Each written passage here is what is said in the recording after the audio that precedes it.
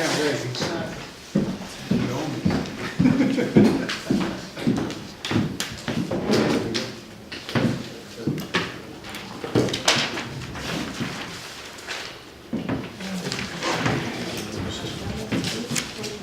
Oh, that's so calm and quiet, we should probably begin. Yeah. You're paying attention to everything. Morning, Tyler. Good morning. So, tell me things. An awful pile of paper. Yes, there's piles of Yeah. papers on your desk. There's some on-table items for the special council meeting today. We have 7.1A, which is Lot 1 rezoning observations. We have 7.3B, which relates to 1395 Eagle Cliff Development Variance Permit 05. It's a letter from the applicant. And we have 10.5, it's new business regarding rural dividend fund. Oh, right, okay. Good, thank you. Anybody else changes to agenda? Okay, motion to approve? This is not when we pull things from the consent, No. okay? Sorry. Just checking. Based on the email we got, do we need to add items to the agenda? I think we got an email suggesting we were going to recess and then reconvene. We have put the agenda goes to 1:05 this afternoon, Yeah. the regular council meeting.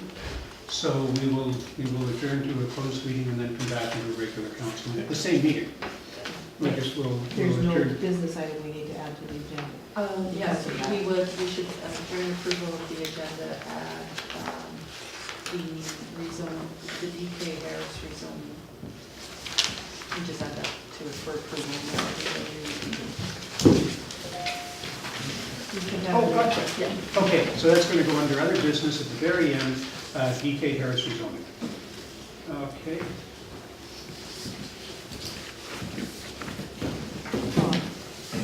We're going to do that before the items are moved to the consent agenda or after? It's part of approval of the agenda. Yeah. No, that where are we becomes- putting that? He said right at the end is what he said. So after number 11. Yes. So. Motion to approve. Yeah, okay. As Second. amended. Seconded. All in favor? Okay, we have an agenda.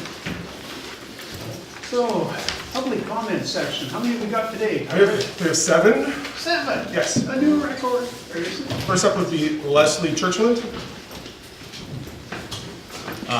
Leslie will be speaking to the 1395 Eagle Cliff Road variance.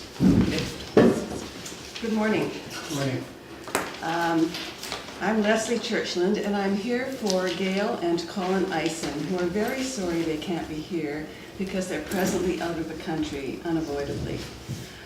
They've asked me to give their views on a new variance application for the building site at 1395 Eagle Cliff Road.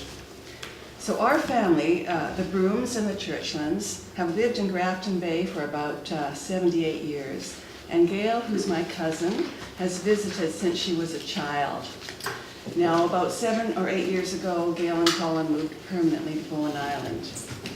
Now, council is already familiar with the issue from the first variance hearing on October the 10th, when the Eisens expressed concerns about the loss of visual privacy from the proposed building site. With the new proposed variance for a roof overhang and a deck extension, the Eisens continue to have concerns. After receiving the materials from the municipality, Gail and Colin tried to determine the exact location of the building site and its visual impact from their property. However, they couldn't find the exact location because there were no markers on the site.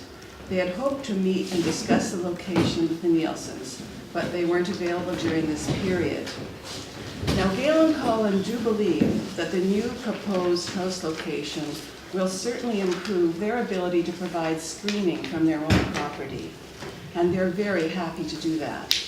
However, their house is located very close to the property line, their lot is steep, and there are areas where they won't be able to provide screening. For these areas, planting would be best accomplished from the Nielsen property. Now, I know that Gail and Colin would very much like to see a mutually beneficial approach. Following the October 10th meeting and Mayor Scale's suggestion, they've tried to contact the Nielsen's to discuss plantings for screening. They've been unable to reach them so far, and now the Isons themselves are out of the country until December the 5th. So to summarize, Gail and Colin would like a commitment from the Nielsen's to provide screening for those areas where they themselves, the Isons, are unable to do so on their own land, by minimizing tree removal and by the addition of new plantings. They have made this request to the Nielsen's by email, but have not yet received a reply. Visual privacy remains very important to Colin and Gail, and they would like to see the issue of visual screening considered as part of the variance process. And Gail and Colin have submitted a letter to council on this subject. So I thank you very much for the ability to talk to you. Thank you. Next up, Daniel Deckers. Hi, good morning, everybody. I'm also speaking on behalf of Sam Knowles, who can't make it today. She was definitely part of this ongoing issue. So we live on Bishop's Hill, technically called Cowan Road, Old Cowan Road, very steep road. And we bought our property in 2003. The road was in good condition, normal snowplow service, everything worked fine. We could safely drive and walk and bike home. Then with the development of the golf course, a lot of construction guys said, I would like to have a shortcut. And the gate at the top of the hill was opened and construction trucks bombing down the hill. Like these are 2-3 ton pickup trucks. This is like a really steep grade.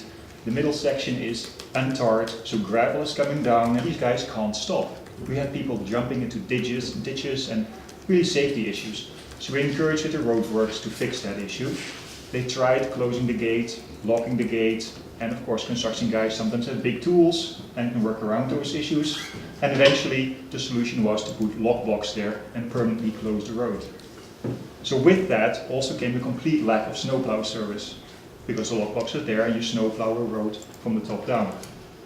So last winter, when we had months and months of snow, we never ever had any snowplow service for months. We have over 50 people completely stuck on the road because we can't get a snowplow to go down the hill. So with that, we've asked the roadworks to say, can you please install a gate and give us snowplow service in the winter months? And the answer has been in the past, of course, that, well, the gate will get vandalized again. I actually think there is workarounds to prevent that from happening. You install a camera 60 feet up in a tree or something like that that will scare off vandalists. Or you put a sign like we did so far, like vandalism will be reported to the RCMP, right? It was actually quite a bit of an impact to the vandals. So I think it's actually quite reasonable. And I'll jump to Mr. Robinson's report later on, where he's actually recommending some of that stuff.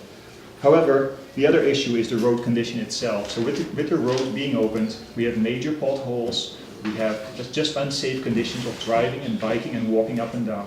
We've had fractured bones, fractured wrists, fractured feet of people walking on that road. And as of today, nothing has been done to resolve that. I'm not a legal person here, but I actually think there's some exposure that you're creating here by ignoring safety requests from citizens. We also felt a little bit that with the arguments we had at the roadworks to help close the road, that we ended up a little bit in the whole, we will teach you attitude. We will lock your road and we'll stop maintaining the road because we're kind of,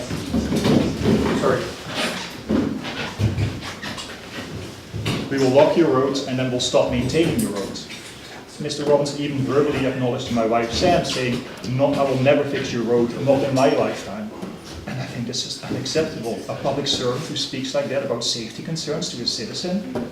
So I feel there's a bit of a personal vendetta happening here. Anyways, I'm encouraging us to please move on. Please install a gate, give a snowplow service from the top down like we've had for decades. Mr. Robinson even acknowledged it's like a $10,000 fix. The fire chief will have his emergency access path, emergency planning will be happy, and there's no reason why in the winter the snowplow can't come down that hill. Not at a high frequency, I get it, we're not a main road, but not completely ignore us for months on end because of some constraints there. I do want to quickly talk about Mr. Robinson's report itself. So in his report, he's put a few caveats in the report that actually make the report completely useless for our safety concerns. So first of all, he acknowledges the need for a gate, but adds into the same comment in there to say, and we will not increase snowplow service. And I think, why not? What's the issue there? So I don't know why that's being put in, so I like that to be removed and include that we will have regular maintenance, snowplow service, just like the rest of the island, not at a high priority basis, but just be part of the cycle. Snowplow crew comes down Slough Road, open the gate, come down Bishop's Hill. Like, this is not a big deal. The other issue I wanted to call out is that he's raising some options on how to fix the road. Now the road is so bad that the proper fix of the road means resurfacing. But the potholes are so big that after a certain point, filling potholes on a steep road doesn't suffice anymore. His quote to retar the entire road is like $100,000. And he put a caveat there again to say, and we can recommend doing that after we do major main service next year, which means that you're still not committing to anything. You're saying, maybe if there's money left over, we will fix your road. That's my loose translation of that. So I think to fix that road, you don't have to completely resurface the road. You can just do the top section where the major potholes are. The lower section can be fixed with regular road maintenance. So it feels to me like we're throwing big numbers out there, and we'll fix it at some point when we might have money left over. So again, when I sum up the report as it stands right now, it's not addressing any of our safety concerns or committing to any resolution. So that's all I wanted to contribute. Yes, thank you. Thanks. Pitch? Thank you. Good morning, Mr. Payne. Good morning. Morning, Mayor and councilors. Later this morning, Emma Chow will be presenting a variance application for sea and road setbacks for a house my wife Bonnie Campbell and I have recently purchased on Manning Bay. Emma will also be informing you of a garage and septic tank that have encroached on the undeveloped Ecclestone Road since they were built in the mid-1980s. We want to solve this long-standing issue, and we are intending to make a proposal at the November 27th meeting to council to provide neighborhood access to a pocket beach at the foot of the property, and this is on the first page of the supplement that you would have. Emma will also present a variance application to expand space on the main floor of the house by building an addition under an existing roof overhang. And the picture of the existing roof overhang is on the next page. This overhang was approved in a 1997 variance by the Islands Trust. But in order to build under the existing overhang, we have to get a variance from council. Closing it in involves a new setback to the sea. We need space. We're wanting to expand the house under this roof for better main floor accommodation in anticipation of accommodating mobility requirements within the house for Bonnie's recently diagnosed Parkinson's disease. Space is needed because steep stairways, narrow hallways, and doors, bathrooms, and kitchen need to be reconstructed. The prime goal is to upgrade all facets of the house to compliance with standards for handicap accessibility for residences under the Council of Canadian with Disabilities and standards for National Kitchen and Bath Association for accessibility, including wide aisles, doorways, etc. We are also asking for approval of a deck to facilitate a therapeutic hot exercise tub for treatment of Bonnie's Parkinson's. And in the lower picture here, it would be in line with an existing deck. My specific requests today are for council support to pass a motion today to move the variance application for setbacks forward to the next step of notifying neighbors and publicly publishing the variance application in time to have a decision from council at the December 11th meeting. And then I'd like to invite council to a site visit so I can explain more fully in person what we are asking for and be able to answer questions in detail where everybody can physically see what we are proposing for the house and the beach. And I'm hoping that meeting could be by the end of next week, approximately Thursday, November 23rd, so you can see the beach proposal in person before the November 27th meeting. And then I'm hoping the variance on the beach, the variance for the house renovations and setbacks and the beach can proceed in parallel on December 11th, with everyone understanding what we're trying to do and why we want to do it. So, and then I can pass out a copy of what I have just presented. I think we've got, My letter, Oh, really? if you're interested in the letter. So, Mitch, can I just double check that I've got this? And just- You wanted to fill in this current area here. So you don't- Underneath the You roof. don't, so there'd be no extension at all, you'd just be simply putting in a wall, enclosing Yeah, that. enclosing. And then you'd just be filling out this corner here. Yeah, in direct line with that existing setback, the So established you would setback. just be extending the line. Yeah, and then coming- that's it. Okay, thank you.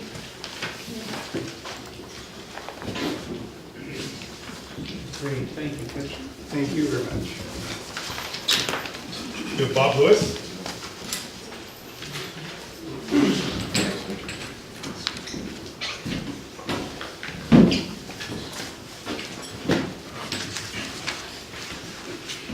I'm gonna have to stand if you don't mind, can't bring my mic very easily, won't take much of your time.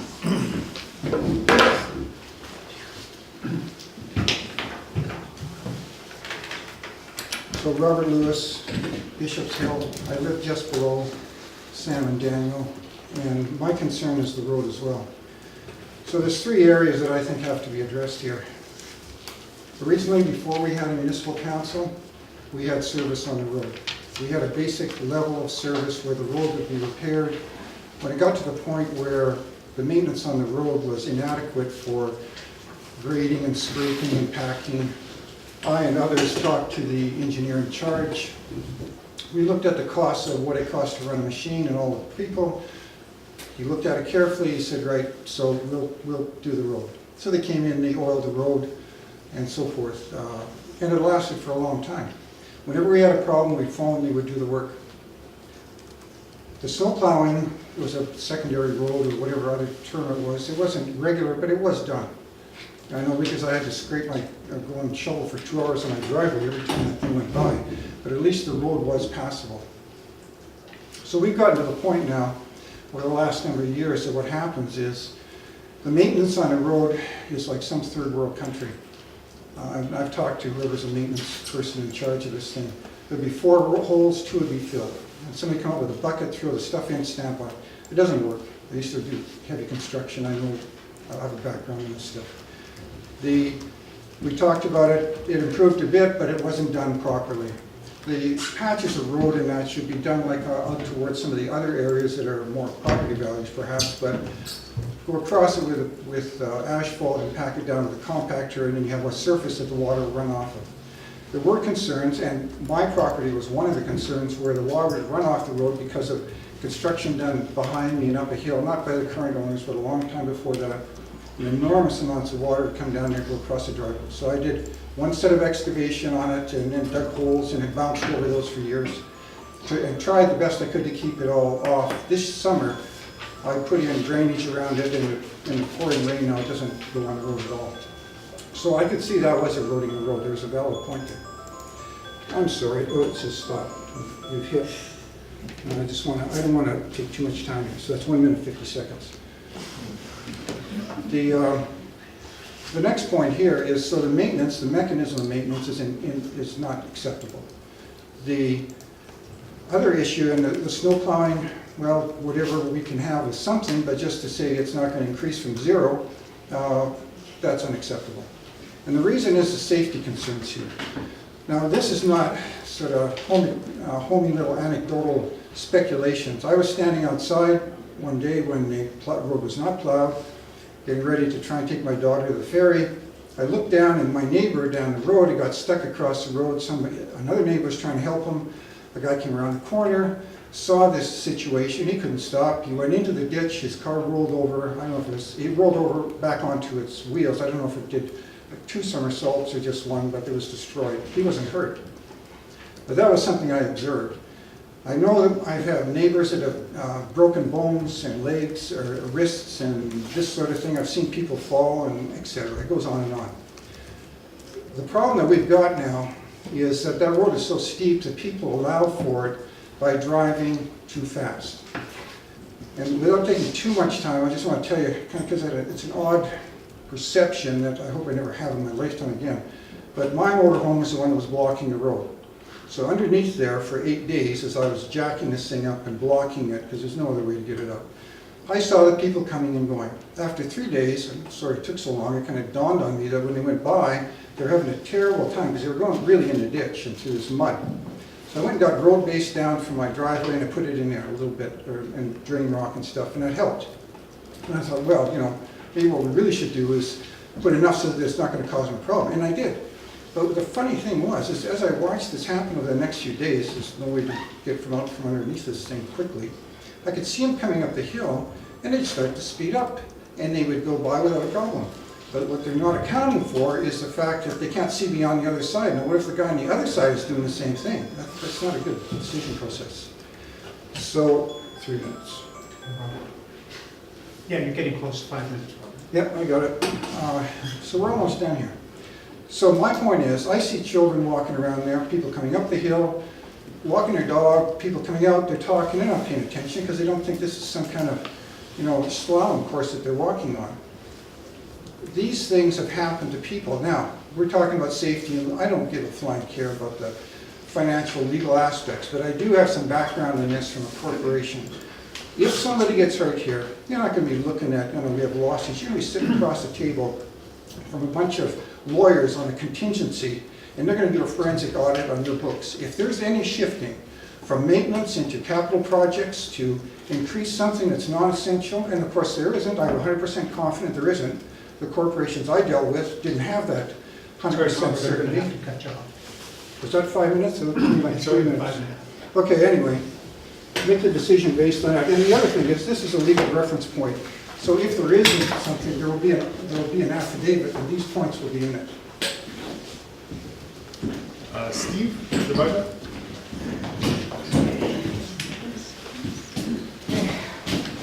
One more for Bishop's Hill, guys. As one of the people who has had 2 surgeries thanks to our hill, I can speak from first-hand experience that walking on it is like walking on ball bearings. What's your name, sorry? Steve Levaya. Thank you. I'm the last house just before the gravel really gets entertaining. I applaud the Muni for periodically bringing the sweepers up and getting rid of the gravel, but as Bob says, people, as soon as they see that gravel, they will speed up, and it lasts a week maybe, and then the road is all messed up again. And any patching that is done at the lower quarter, where the road is almost flat, where it's really not necessarily important. As soon as they start going up, they will not patch anything. I have seen people drive on the same side of the road in opposite directions because the potholes are so bad, people are trying to avoid damage to their vehicles. So you're going to hear all sorts of information from all sorts of people, and I'm pretty sure you guys already know most of this. So I'm going to ask just for one thing. Don't think like bureaucrats, don't think like politicians. We are not numbers, we're not statistics. We are people with families. And our safety matters. Your decision is going to affect our safety, our families. Look at it in those terms. We're a community. How you treat us, how you treat each other, that's community, right? Looking at, oh, well, it's going to cost so much, we'd rather do something else. That's not going to get us very far. So I would ask you to please remember that there's people on that hill, people who've been there. I've been there for 18 years. I've seen snowplows do a really good job. And I was told specifically that they were forbidden by the Muni last year to do any plowing. Eddie was willing to try. He was forbidden from doing it. So now we've got all sorts of issues where it almost is, I don't know, abusive and not helping us. So just keep in mind that we are people, we have families. We should be able to cross the street. What would you do at your house if you can't cross the street without falling down? So that's all I have to say. Thank you. Thank you. Next up, we have Peter Frenton.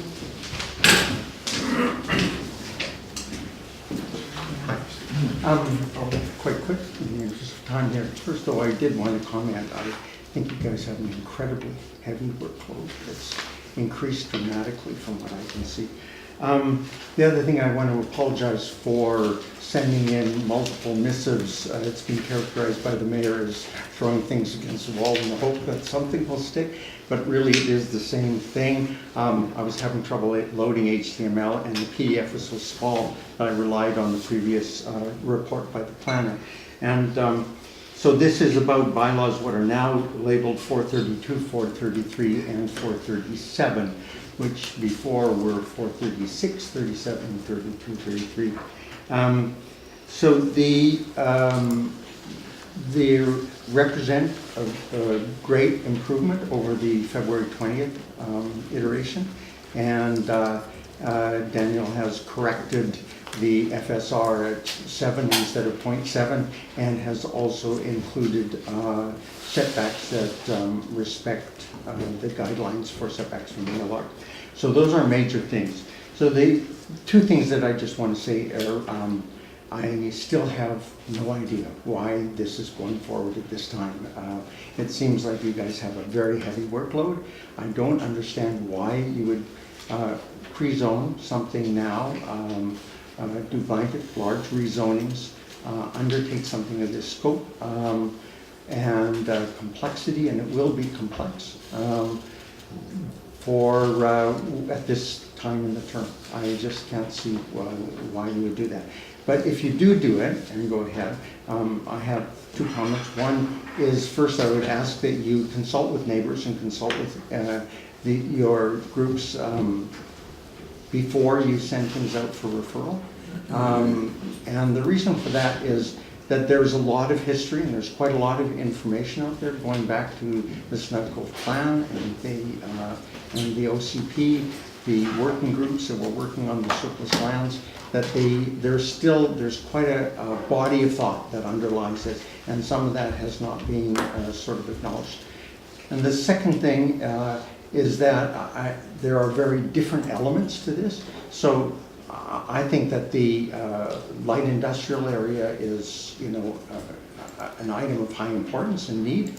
I have real concerns about residential development if it is for the purposes of affordable housing as being possible in that area, unless you greatly increase the density and provide sewer and have attached buildings. So those are my cautions. I think the tourist commercial at the end is to me questionable, but there's certainly some merit in that. Anyway, I hope that you do that before you send stuff out for readings, or out for referrals, or have readings. Thank you. Okay, thanks, Peter. Jennifer, again? Hi, everybody. Mayor and Council, thank you for giving me a quick chance to speak. I'll try not to take 5 minutes. So I just wanted to maybe make note of the fact that there are a lot of people from our road who would have liked to be here and planned on being here if it were an evening meeting. So I think that there are Cowan Road. Sorry, I'm speaking to the Cowan Road issue. So I just wanted to point out that there are a lot more concerned people than you see here today. And ultimately, I support installing a new gate and removing the lock blocks so that we can be plowed. I'd love to see the numbers, but I don't think our road was plowed once last year. So even with a 4-wheel drive truck, I had to put tire chains on to get to my house on a public road. And then I just had some questions about the staff report. It says on page 1 of 7 that the lock blocks resulted in stopping the snowplows from driving down the hill. And then on page 2 of 7, it says a new gate will not change the plowing frequency of this road. So I'm a little bit confused about how the lock blocks led to the plowing not happening, but removing them won't reinstate plowing. I didn't understand that. It also says that tertiary roads are not likely to be cleared, but on tertiary roads, plowing begins after primary and secondary routes are passable. So I'm not sure what that statement on page 2 refers to either. So I just wanted to reiterate that it's a real safety concern. My pregnant friend fell last year on our way from one house to the other, and luckily she wasn't injured, but obviously you've heard about lots of people who were. So I'd like to see the road, the gate remain closed, but be openable for first responders and snowplows. Thank you. Thank you. Thanks, Jennifer. Last up, we have Susan Swift. Good morning, Mayor.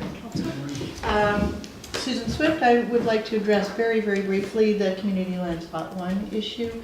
I live at Belterra Co-housing, a neighbor, so just wanted you to know that we're tracking this and we're interested to know how the discussions proceed. And also to thank Daniel for this very comprehensive report. Found it pretty easy to digest. There are a couple of things that interest me, partly as my husband is owner of the kayak shop, so any expansion of tourism and mention of that gets our attention. We have, as other tourist businesses, extreme difficulty staffing and finding housing for our staff. So creating more tourist attractive properties doesn't necessarily help us, whereas affordable housing will always get our attention. Affordable housing, of course, is a term that's defined differently by different people, and density doesn't necessarily make things affordable, depending on what's involved with the development. So I'm just interested in the idea of the expansion of the village periphery when I personally see that the Cove has lots of areas that would be attractive to tourists if they were developed, and I'm just questioning that. Just at the outset, I know it's very early in the process, but that doesn't kind of make sense to me on the face of it. And the other thing is the concern I have about the ALR land. I'm one of the people who feels the pressure of climate change and the need for farming and more agriculture, and Bowen's position in that whole food security movement is interesting, and I don't like the idea of trading off land or making land that could be more agricultural or that protects agricultural land to see that threatened in any way. So, and the infrastructure that's needed to support, and we have water quality issues that have not yet been addressed, and I just find it a little bit strange that we're building more residences that are dependent on our infrastructure when our infrastructure is not ideal, to say the least. I mean, people with immune problems, and we've got 4 people right now at Belterra with cancer, dealing with cancer, and we're on Cove Bay, and we have some filtration, but that and our septic fields taking up all of our arable land, I just would advocate for sewer, and I know that's a great expense. So developing up in that area would require quite a lot of infrastructure development, in my view, to make it actually livable going forward. So that's just, at this point, I think the report's great and look forward to participating in the discussions in the future. Thank you. Thank you. Great. Okey dokey. That's the end of public comments, is it, Tyler? That is the end of public comments. Thank you. Okay. Moving on to consent agenda. Anything anyone wants to hold? Yes, Sue Ellen. I'd like to pull 3.4. Okey-dokey. 3.4 is housing agreement for area 1 of lot 2. Okay. And we'll get there. 3.4. Yes, Maureen. 3.7. 3.7. Okay, detached secondary suite bylaw update. Okay. Yes, Melanie. I'd like to call 3.8, 3.11. Okay, let's just do 3.8 first. Sorry. Oh, the underground parking thing. Okay, that's 3.8. I have 7 questions for the planner. 3.11. Okay. Gardena Drive, yes. Yes. 319. 319. Minutes of the communications committee. And 321. Sorry, say again? 320. 321. 21 another minutes. Yeah. Okay. Okey doke, anyone else? Yes, Council. 312 and 320.